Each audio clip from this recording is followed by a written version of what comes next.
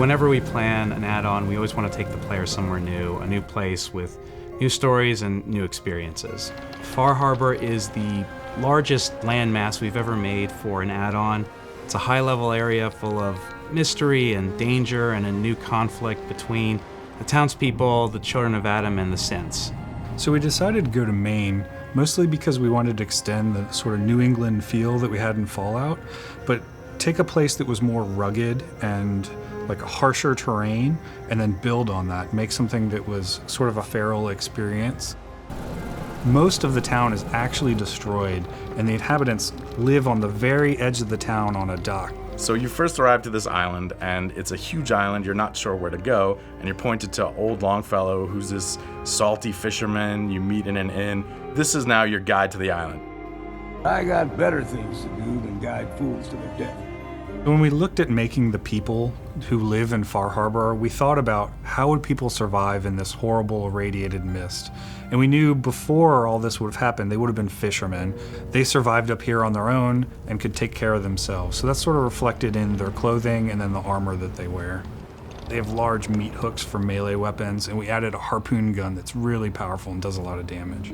We added a new lever-action hunting rifle. It's very powerful and has a really cool rate of fire. We added a whole new combat armor at the very top level called the Marine Combat Armor. It's the best armor you can get, short of wearing the power armor. So we focused on looking at some of the natural creatures and what would become of them as they evolve in this wilderness. So we added something called the Gulper, this sort of mutated salamander creature. We have the angler who's, through his physiology, absorbs the fog and then spits it at the player in flaming fireballs. We also have a fog crawler. It's sort of like a really large mutated mirelurk, and we added a lot of new creatures like this that would fit in the ecology of this new location. One of the big things we wanted to explore with synths in Far Harbor is this idea of what does it mean if I think I've replaced someone? I could be a human being, I could be a synth. All of these feelings could be genuine, or they could all be a lie that someone else has put into my head, and I'm just carrying out some unknown purpose.